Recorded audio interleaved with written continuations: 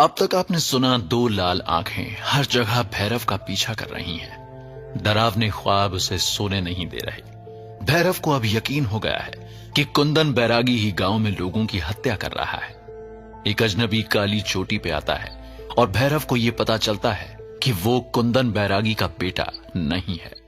अब आगे, वो कुंदन बैरागी का बेटा नहीं था।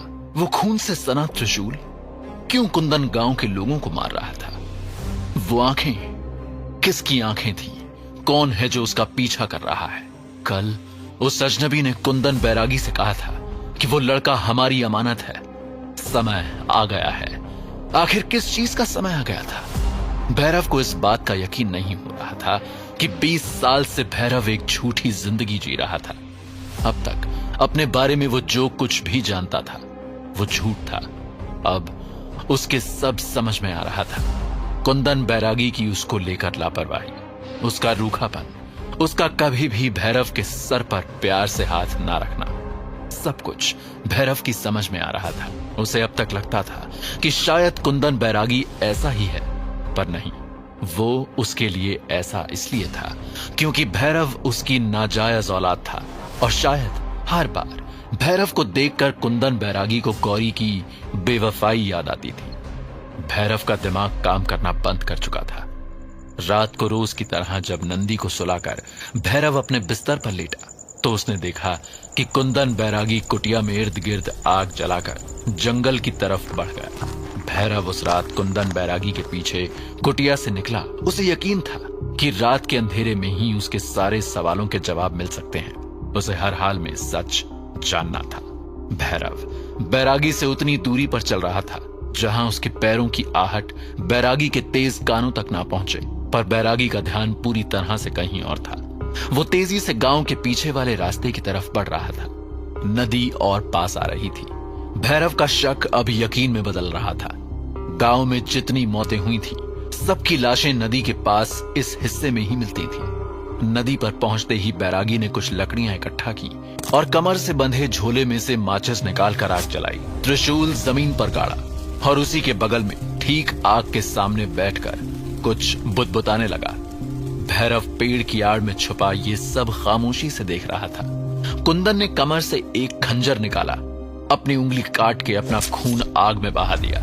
अचानक जंगल में से एक साया निकलकर कुंदन की तरफ बढ़ने लगा।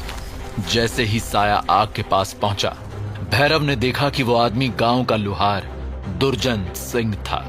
पर कुछ तो अजीब था। दुर्जन के हाव भाव से ऐसा लग रहा था कि वो किसी के वश में सर झुकाए चलता चला आ रहा है। तभी भैरव को लगा कि उसके पीछे कोई है। वो पलटा तो उसका पैर सूखी टहनी पर पड़ गया। टहनी के टूटने की आवाज जैसे पूरे जंगल में गूंज गई। भैरव ने फौरन कुंदन की तरफ देखा, पर बहुत देर हो चुकी थी। दुर्जन भूखे शेर की तरह भैरव की ओर लपका, पर कुंदन बैरागी बीच में आ गया। दुर्जन ने अपने मुंह में कुंदन का त्रिशूल वाला हाथ दबा लिया। कुंदन दर्द से चीखा। फिर दुर्जन ने एक झटके में बैरागी को दूसरी तरफ फेंक दिया और बैरागी की तरफ छलांग लगाई। भैरव हमेशा की तरह खतरा देखते ही सतर्क हो गया, जैसे कि खतरों से लड़ना ही उसके जीवन का असल मकसद था। पर आज उसके पास कोई हथियार नहीं था। उसने सोचा शायद भागा जा सकता है, पर तब तक दुर्जन बिजली की तरह उसके ऊपर झपट पड़ा। जमीन पर गिरे भैरव ने जब दुर्जन को देखा तो उसके होश उड़ गए। दुर्जन के मुंह से जानवर के ताजे खून की बू आ रही थी और दुर्जन की आंखें उसकी नहीं थी, पर उनकी जगह वही दो लाल आंखें थी। जैसे किसी ने दुर्जन के शरीर पर कब्जा कर लिया था। भैरव ने एक जोर का धक्का मारा और दुर्जन कई कदम पीछे जा गिरा। भैरव अपनी ताकत से खुद हैरान था। दुर्जन शायद मुस्कुरा रहा था। इस बार उसने दुगनी ताकत से हमला किया। भैरव का सर किसी पत्थर से जा टकराया। उसकी आंखों के सामने अंधेरा छाने लगा। उसे अपने सर से निकलते खून का आभास हो गया था। दुर्जन उसकी गर्दन की तरफ अपना मुंह बढ़ा रहा था कि तभी दुर्जन की गर्दन, सीने और पेट से त्रिशूल के 3 नुकीले सर आर पार हो गए। दुर्जन भैरव के बगल में गिर गया और भैरव ने अपनी बंद होती आंखों से सिर्फ इतना देखा कि सामने कुंदन बैरागी अपने त्रिशूल के साथ खड़ा था। जब भैरव की आंख खुली तो भैरव अपनी कुटिया में तेज बुखार से तप रहा था। वो कुछ हिम्मत करके अपने बिस्तर पर उठ के बैठा तो उसने देखा कि कुंदन बैरागी आग में चाकू गरम करके अपने हाथ जला रहा है। भैरव को अचानक वो रात याद आ गई जब कुंदन उसकी मां के हाथ को ठीक इसी तरह जला रहा था। कुटिया के बाहर बहुत कम रोशनी है। उसने खिड़की से आसमां की तरफ देखा तो रात हो रही थी। कुटिया की दूसरी तरफ नंदी सो रही थी। अचानक भैरव को दुर्जन की शक्ल याद आई। उसने हाथ उठाकर अपना सर छुआ तो दर्द की लहर उसके शरीर में दौड़ गई। वो कोई सपना नहीं था, सच में दुर्जन ने उस पर जानलेवा हमला किया था और बैरागी ने उसे जान से मार दिया था। उसे बैरागी से बात करनी थी। भैरव बैरागी की तरफ आगे बढ़ा तो लड़खड़ा के गिर गया। बैरागी दौड़ता हुआ आया। उसने भैरव को सहारा देकर उठाया। ये सब क्या है? उसने कुंदन के जले हुए हाथ की तरफ इशारा करके कहा, आखिर हो क्या रहा है? कौन हूं मैं? कुंदन बैरागी जानता था कि वो घड़ी आ गई है जिसका उसे डर था। उसने सहारा देकर भैरव को कुटिया की चौखट पर बैठा दिया और खुद भी उसके बगल में बैठ गया। कुछ देर तक दोनों में से किसी ने कुछ नहीं कहा। दोनों सामने जलती आग को देखते रहे। बैरागी बोला, तुम योद्धा हो, एक ऐसा योद्धा जो दुनिया की हर बुरी शक्ति से लड़ सकता है, चाहे वो जिंदा हो या मुर्दा। तुम्हें इस दुनिया में बुराई के विनाश के लिए ही भेजा गया है। तुम ही एक ऐसी शक्ति हो जिससे वो डरता है। भैरव कुछ समझ नहीं पा रहा था। कौन डरता है? बैरागी कुछ हिचकिचाया। काली शक्तियों का राजा त्रिशिराज, मैं भला उसका क्या बिगाड़ सकता हूं? मैं साधारण लड़का। भैरव ने कहना शुरू ही किया था कि तुम साधारण नहीं हो भैरव, तुम रक्षक हो इस दुनिया के। तुम्हें इतना शक्तिशाली बनाने के लिए गौरी ने अपनी जान दे दी। बैरागी का गला भर्रा गया। उसने पहली बार भैरव के सामने उसकी मां का नाम लिया था। आंखें बंद करो। भैरव ने फौरन आंखें बंद कर ली। एक ठंडी हवा का झोंका कहीं से आया। भैरव ने आंख खोली तो 7 साल का भैरव अपनी मां की गोद में आराम से सो रहा है। उसकी मां के हाथ पे जले का निशान अभी भी ताजा था।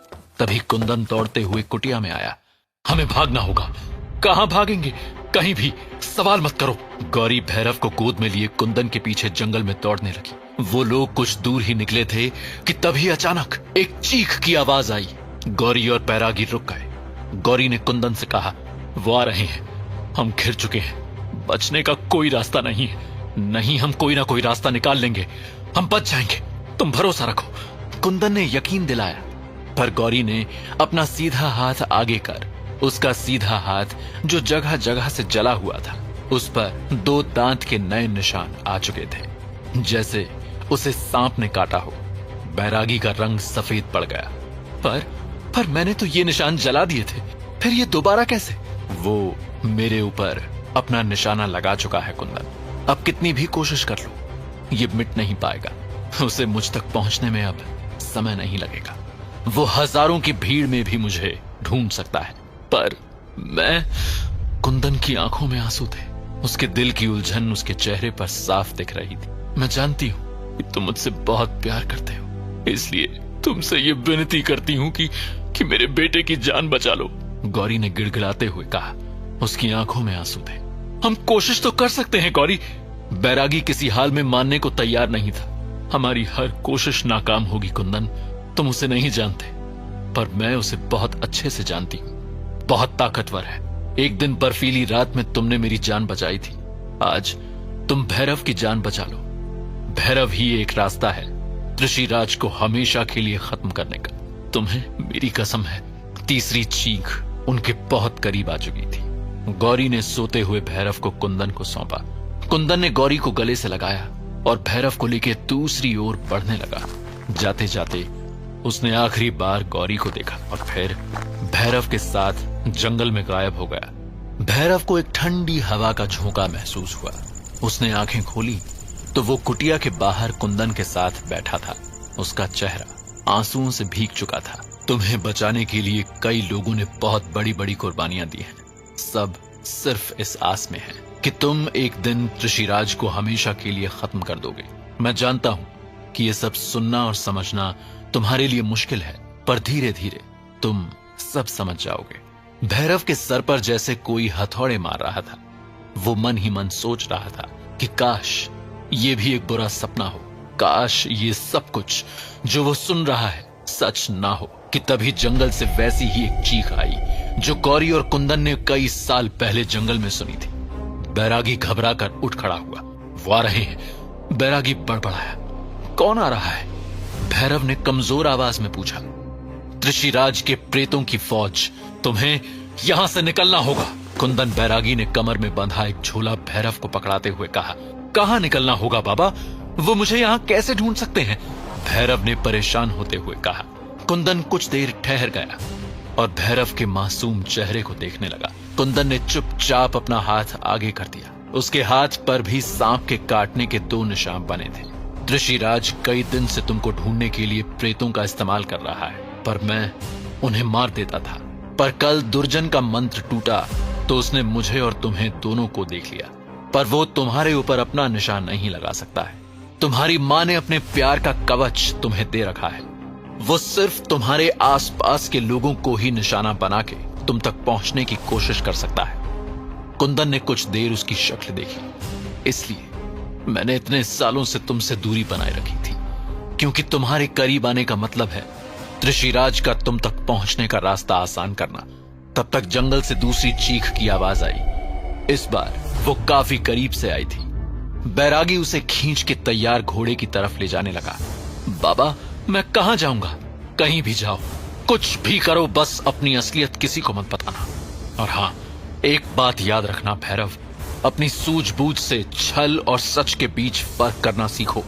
त्रिशिराज इतना ताकतवर है कि वो तुम्हारी कमजोरियों को तुम्हारे खिलाफ इस्तेमाल करके तुमसे कुछ भी करवा सकता है। इसलिए सावधान रहना। जितनी काली शक्तियों का तुम नाश करते हो, उतना ही त्रिशिराज कमजोर होगा। अपने दिल पर भरोसा करना, वो तुम्हें हमेशा सही राह बताएगा। अब जाओ यहां से। कुंदन भैरव को घोड़े की तरफ धक्का देने लगा कि तभी अचानक भैरव को कुछ याद आया और वो कुटिया की तरफ भागा। और कुछ देर बाद नंदी को पीठ पे एक धोती से बांधे हुए बाहर निकला। कुंदन ने उसे रोका नहीं। मैंने नंदी को एक जड़ी बूटी पिला दी है, उसे सुबह तक होश नहीं आएगा। कुंदन ने उन दोनों को देखते हुए कहा। शायद उसकी आंखों में आंसू थे। झोले में रास्ते के लिए जरूरत का कुछ सामान है। कुछ रुक के कुंदन ने अपनी कमर से एक खंजर निकाला, फिर बोला, ये तुम्हारी मां ने तुम्हारे लिए दिया था। तुम्हें हर हाल में जिंदा रहना है। अब निकलो और पीछे मुड़ के मत देखना। भैरव अब उसकी कोई बात नहीं सुनना चाहता था। भैरव के कुछ भी समझ में नहीं आ रहा था, पर कुंदन का लहजा दोबारा सख्त हो चुका था। भैरव को पता था कि कुंदन अब उसकी कोई बात नहीं सुनना चाहता था। कुंदन ने भैरव को घोड़े पे चढ़ाया और एक धोती से इस तरह बांधा कि वो घोड़े से गिर ना सके। वो जानता था कि भैरव बुखार में तप रहा है, बेहोश होने की पूरी संभावना थी। भैरव अब तक अपने सोचने समझने की ताकत खो चुका था। बैरागी ने शायद उसके सर पर हाथ रखा और घोड़ा हवा से बातें करने लगा। कुंदन बैरागी ने उसे मुड़कर देखने से मना किया था, पर फिर छींक की आवाज पे वो पलट गया। दूर होती कुटिया में चारों तरफ जलती आग के बीच बैरागी अपने त्रिशूल के साथ खड़ा था और एकदम से सब कुछ लाल धुएं से ढक गया और भैरव घोड़े की पीठ पर नंदी को लिए हुए बेहोश हो गया। भैरव अब कहां जाएगा? आखिर भैरव ही क्यों? क्या वो त्रिशिराज के चंगुल से बच पाएगा? क्या भैरव अतीत और आज के बीच, सही और गलत के बीच, अपनों और गैरों के बीच बने इस माया जाल में अपना रास्ता ढूंढ पाएगा, या खुद भी वक्त का शिकार होकर इसमें हमेशा के लिए फंस जाएगा? जानने के लिए सुनते रहिए पॉकेट एफएम।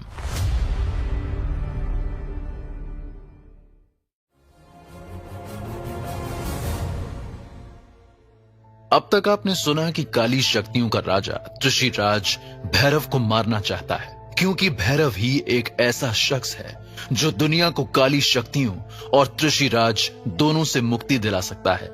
भैरव को यह भी पता चला है कि कुंदन बैरागी उसका असली बाप नहीं था। प्रेतों की फौज काली चोटी पर हमला कर देती है, पर कुंदन नंदी और भैरव को वहां से भगा देता है। अब आगे भैरव खंजर से एक महिला का पेट काटना शुरू करता है। खून की फुहारें उसके पेट से निकल रही थी, पर महिला के मुंह से एक आवाज भी नहीं निकली। भैरव को लगा शायद वो मर गई है, पर उसकी आंखों से लगातार आंसू बह रहे थे। भैरव ने उसकी पेट की परतों को काटकर बच्चे को बाहर निकाला। महिला ने बच्चे को देखा और मुस्कुराने की कोशिश की। उसके मुंह से खुरदरी आवाज में निकला, लड़की। इधर उस बच्चे ने अपनी पहली चीख मारी और उधर महिला ने हमेशा के लिए आंखें बंद कर दी। भैरव राख के ढेर पर खून से लथपथ एक नवजात बच्चे को लिए खड़ा था। पानी की एक बौछार भैरव के मुंह पर पड़ी। उसने आंखें खोल दी। एक और सपना, भैरव ने मन में सोचा। उसने देखा तो उसके मुंह के ठीक ऊपर नंदी मुंह में पानी भरे बैठी थी। उसको जगता देख नंदी मुंह का पानी पी गई। कितनी देर से उठा रही हूं भैयू, तुम कुंभकर्ण की तरह सोए पड़े हो। पता नहीं बाबा हमें कहां छोड़ गए हैं। मुझे लगता है उन्हें पता चल गया कि हम अकेले ही खीर चट कर गए, तभी हमें यहां फेंक दिया है। नंदी बड़बड़ा रही थी। भैरव ने आंख खोली तो उसने देखा कि वो जमीन पर पड़ा है। उसका घोड़ा बादल उसके बगल में खड़ा है और सामने नदी बह रही है। धूप की गर्मी से भैरव को यह एहसास हुआ कि वो रानी जोत से काफी नीचे तराई की तरफ आ चुके हैं। भैरव ने अपनी शर्ट उतारी और पानी में कूद गया। ठंडे पानी में जाते ही जैसे उसके बदन की कई गांठें घुलने लगी। रानी जोत, कुंदन बैरागी और उसकी मां गौरी, भैरव सबको भूल जाना चाहता था। वो भूल जाना चाहता था कि उसे दुनिया को बचाना है। वो सिर्फ ये याद रखना चाहता था कि आज से उसकी एक नई जिंदगी की शुरुआत हो, जिसमें सिर्फ वो होगा, नंदी होगी और उसका घोड़ा बादल होगा। पानी से निकलकर भैरव को अचानक भूख लगी। उसने नंदी की तरफ देखा। नंदी अपनी गोद में 2 सेब रखे मजे से खाए जा रही थी। भैरव ने पूछा, झोले में थे? नंदी ने अपना छोटा सा सर ना में हिलाया और शैतानी से भरी मुस्कुराहट के साथ भैरव को पेड़ों की तरफ इशारा किया। भैरव ने देखा तो वो एक सेब के बगीचे के किनारे ही खड़े थे। अब गिरे हुए फल उठाना तो चोरी नहीं होती, नंदी ने फौरन अपनी सफाई में कहा। भैरव ने मुस्कुराकर अपनी छोटी बहन की तरफ देखा। तू यहीं बैठ, मैं आया, कहकर भैरव बगीचे में घुस गया। नंदी ने सिर पर हाथ रख लिया। उसे पता था कि भैयू बगीचे के रखवाले से मांग कर ही सेब लाएगा। भैरव बगीचे में अंदर बढ़ा तो देखा एक आदमी पेड़ के नीचे सो रहा है। उससे कुछ दूर 2 लोग उसकी तरफ बढ़ रहे हैं। भैरव की गर्दन के पीछे के बाल खड़े हो गए। कुछ तो गड़बड़ है। उसने देखा कि कैसे पहले आदमी ने सोए हुए आदमी के घोड़े से झोला उठाया और दूसरे ने फलों की एक गठरी उठा ली। भैरव समझ गया कि ये दोनों चोर हैं। भैरव फौरन एक पेड़ पर चढ़ गया। चोर चोरी करके उसी पेड़ के नीचे से निकले तो उनके ऊपर भैरव कूद गया। दोनों ही झट से जमीन पे गिर गए, कुछ तो चोट की वजह से और कुछ डर से। भैरव ने अपनी कमर का खंजर निकाला और दोनों से झोले और फल की पोटली लौटाने को कहा कि तभी अचानक किसी ने डंडे से भैरव की पीठ पर हमला किया। भैरव पलटा तो देखा कि सामने वही आदमी खड़ा था जिसका सामान चोरी हुआ था। वो भैरव की तरफ देखकर बोला, राघव की नाक के नीचे चोरी? चाकू के दम पे 2 शरीफ लोगों को लूट रहे हो? असली चोर मामला समझ गए और उठ के सरपट भागे। भैरव उनके पीछे लपका तो राघव ने उसे अपने डंडे से रोक लिया। हिलना मत, मैंने तुम जैसे अच्छों को ठीक किया है, अभी हवालात में बंद करवाता हूँ। अरे वो चोर हैं, भैरव ने अपनी सफाई में कहा। हाँ, हर चोर पकड़े जाने के बाद यही कहता है, राघव ने बड़ी समझदारी से कहा। भैरव ने भागते हुए चोरों की तरफ देखा। वो 9-2-11 हो चुके थे। भैरव ने हार कर कहा, लो गया सामान। कौन सा सामान गया? वही जो तुम चुराने वाले थे, राघव ने गर्व से भरी आवाज में कहा। नहीं, वो सामान जो आपकी नाक के नीचे से और आपके घोड़े के ऊपर से वो दोनों चोर खोल के ले गए हैं। भैरव ने चुटकी काटी। मेरा सामान तो मेरे घोड़े। राघव की आंखें बड़ी हो गई। भागता हुआ अपने घोड़े तक पहुंचा तो देखा उसका सारा सामान गायब है। उसने झेप कर भैरव की तरफ देखा। भैरव अभी भी वो हिस्सा सहला रहा था जहां लाठी पड़ी थी। भाई यार, गलती हो गई, माफ कर दो। राघव ने अपना घोड़ा लिया और आगे चलते भैरव के पीछे पीछे आने लगा। भैरव वापस नंदी के पास पहुंचा। पूरे रास्ते राघव माफी मांगता रहा। नंदी ने जब उसे और राघव को आते देखा तो बोली, भैयू इनको खाना है क्या? नंदी ने राघव की तरफ इशारा किया। राघव सकपका गया। भैरव को हंसी आ गई। हंसो मत, तुम तो खाना लेने गए थे। इतना सुन के राघव की जान में जान आई। उसने झट से अपनी जेब में से कागज की लिपटी घी लगी रोटी नंदी के सामने रख दी। नंदी ने भैरव से आंखों ही आंखों में खाने की इजाजत मांगी। भैरव ने दे दी। तीनों लोगों ने वहीं नदी किनारे बैठ के रोटी खाई। मुझे तो बिलासपुर पहुंचना है, यहां से कुछ 40-50 मील दूर है। राघव ने बिना पूछे बताया। बिलासपुर में घर है? भैरव ने पूछा। नहीं, घर तो नहीं है, बस काम ऐसा है कि जहां से बुलावा आता है वहां को चल देते हैं। क्या काम करते हो? छानबीन, राघव ने हंसते हुए कहा। जब भी कोई टेढ़ा मामला आता है तो लोग मुझे बुलाते हैं गुत्थी सुलझाने के लिए। राघव गर्व से बोला। मतलब जासूस हो? भैरव ने सीधा बोला। ओहो, पूरा स्वाद खराब कर दिया। ये शब्द मेरी कला को गाली है। कुछ भी कह लो, जासूस न कहना। भैरव हंसने लगा। राघव ने बात बदलते हुए पूछा, और तुम? यही पास के गांव से हूं। घर में आग लग गई और सब कुछ जल के राख हो गया। बस मैं और मेरी छोटी बहन ही बचे हैं। भैरव ने लगभग सब सच ही बताया और दूर खड़ी नंदी को देखने लगा। नंदी शायद दोनों घोड़ों में दोस्ती कराने की कोशिश कर रही थी। तो इसका मतलब ये कि न रहने का कोई ठिकाना है और न ही कमाने का। राघव ने एक लाइन में भैरव का हाल समझने की कोशिश की। ऐसा ही समझ लो। भैरव ने कुछ सोचते हुए कहा। सच तो ये था कि राघव की बात ने उसे ये सोचने पर मजबूर कर दिया था कि वो नंदी को कुटिया से उठा तो लाया, अब कहां रखेगा और क्या खिलाएगा। देखो दोस्त, तुमने राघव की मदद की, मेरा सामान चोरी होने से बचाया। वो बात अलग है कि मैंने ही थोड़ी ज्यादा समझदारी दिखाने के चक्कर में अपना ही नुकसान कर लिया। पर एहसान तो तुम्हारा है और राघव किसी का एहसान नहीं रखता, इसलिए तुम्हारे रहने और खाने का इंतजाम मैं बिलासपुर में करा दूंगा। भैरव मदद लेने में थोड़ा हिचकिचाया, शायद इसलिए क्योंकि बचपन से लेकर अब तक कभी किसी ने उसकी मदद नहीं की थी। उसे हिचकिचाता देख राघव बोला, पहाड़ों की एक कहावत है, जैसे लाठी मारे पानी ना फूटे, वैसे साथ खाई रोटी की दोस्ती ना टूटे। और अब तो हम दोस्त हैं और दोस्त ही एक दूसरे के काम आते हैं। भैरव का पहला दोस्त। भैरव को राघव सच्चे मन का भोला इंसान लगा और उसके पास कोई दूसरा रास्ता भी न था।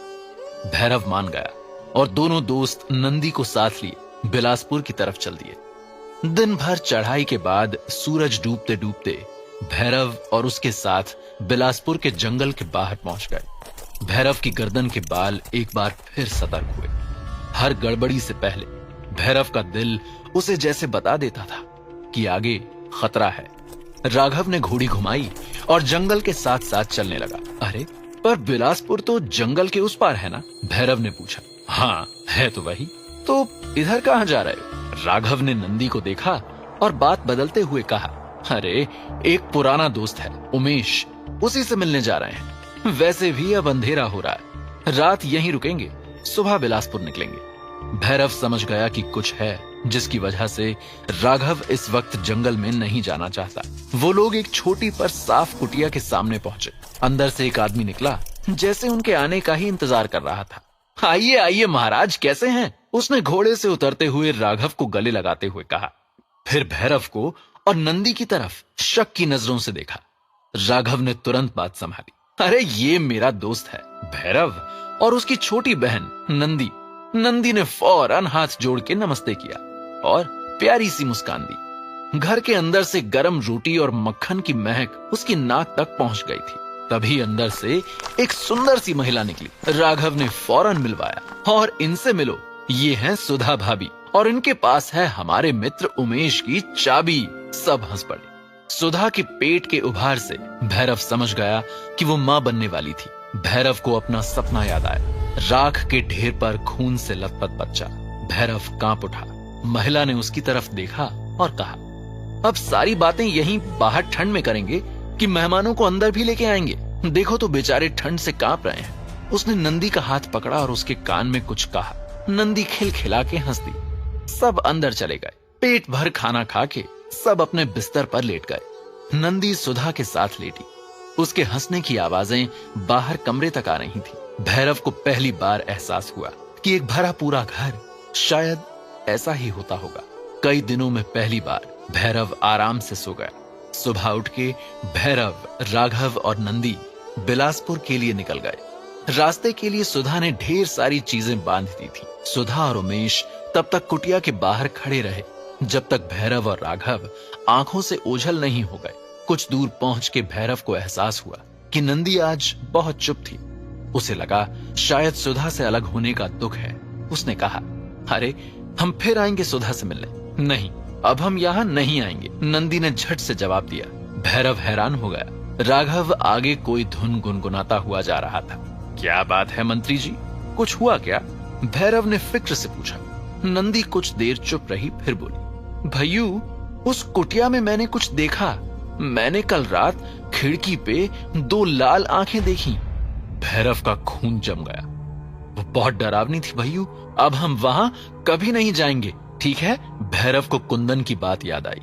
वो तुम पर निशान नहीं बना सकता, तुम्हारे आसपास के लोगों से ही तुम तक पहुंच सकता है। भैरव पागलों की तरह नंदी के हाथ पर देखने लगा। उसे यकीन था कि नंदी पर उसे वो निशान दिख जाएगा, पर निशान कहीं नहीं था। भैरव ने अपनी कमर पर हाथ डाला। वो चाकू जो कुंदन ने उसे दिया था, वो तो सुधा और उमेश की कुटिया में ही भूल आया था। राघव अपनी घोड़ी से उतर आया था। क्या हुआ, कुछ भूल गए क्या? इतने परेशान क्यों दिख रहे हो? यार सामान भूल गया, मुझे वापस जाना पड़ेगा।